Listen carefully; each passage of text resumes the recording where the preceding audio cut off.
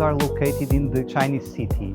So it's outside the Catholic city in what we call the Chinese Bazaar. So this is where the majority of the population, the Chinese population, would live in the 19th century. So the Patio of Six Houses is located at Travessa Mata Tigre, which is the mid-level street in between the lower part and the higher part, and connects several clusters of patios. So now we are at Patio of Six Houses. As the name says, this patio has L shape, and there are 6 houses facing the central part of the patio. So these patio typologies, they are called patio because they have a shared space in the middle, where we are now, and then each house is also a patio, and they also have a patio on the back. As we go through, we have the gateway. So every patio is an enclosed property, so it has a gate. And usually next to the gate we have the Tote shrine. So we have a shrine. So the community that lives in this patio is a community that shares a belief that usually belongs to the same clan or the same family, and that shares also a communal space in between the different houses, which is where we are now. They have the load-bearing walls that separate one house from the other. So these walls are the walls that work as the main structure of the building. They allow the wooden beams to connect from one to the other, and they also prevent fire to go from one house to the next house. The units were subdivided. So we have the main door for this unit, for one of the houses, and then you can see a secondary and smaller door next to it. So that door will take people to the second floor. So one family will live on the lower floor and one family will live on the upper floor. And they share also a patio on the back part. Okay, and then on the top of each unit, there is a decorative element with a stucco, so with a small relief that shows the story of the clan, the story of the family, some old traditions that are depicted in painting and in a sculptural element. So this is also quite elaborate. They are very elegant, they are not very explicit, but if you look carefully, you will be able to discover them.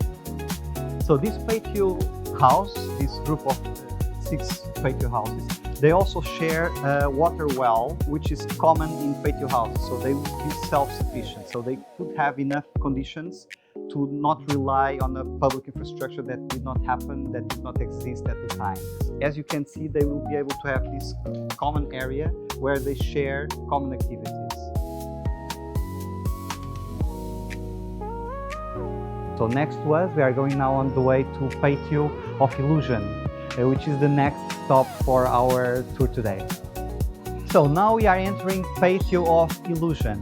This patio has a peculiar name. So in Portuguese, it's very unusual to have a place being called Ilusão. So this is known as a place where the people that would live here, they would smoke opium. So this gateway is quite an elaborate one. It's the threshold between the public space and the private space. And this one has a pitched roof, has a window. So this created already a transition space.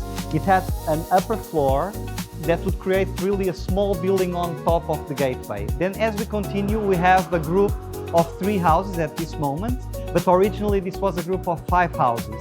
And these ones are quite unusual and quite special. If we look carefully, we'll see that the ceiling height is quite high, so it's much more elegant than the normal traditional patio house that we see. It's also bigger in size and with more elaborate elements. We can see on the bottom part the granite, and we can see that the load-bearing wall that sticks out, it's also more prominent than in most of the other patios. So this is really rare, and it's the only of this kind that we still have left in Macau.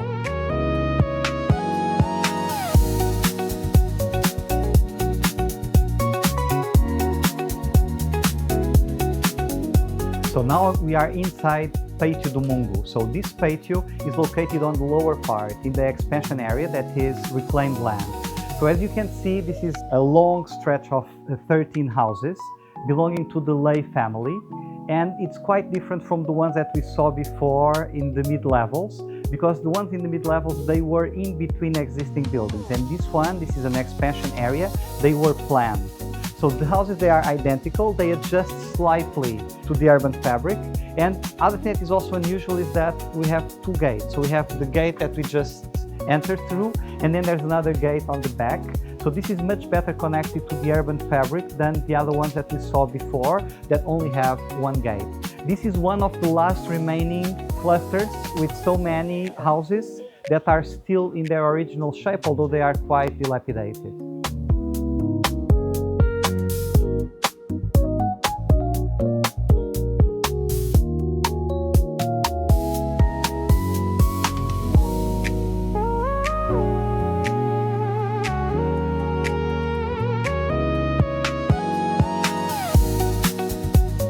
Patio of Clarity, the largest patio cluster in Macau. We have 48 units that are still intact as a group.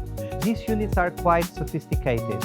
Each one will have two houses, one on the lower part and one on the upper part. And they look into the courtyard, the place where we are now, and they also look into the main streets. And the kitchen that we can see here, we have a kitchen on the upper part and the kitchen on the lower part. These kitchens face the patio of the house. So these houses are quite sophisticated, as I was saying, in the way they integrate in the urban fabric and also in their own architecture. So they are not just a patio house, but also a shop house. So there's a shop that is facing the main street. So it's a hybrid typology of patio house and shop house.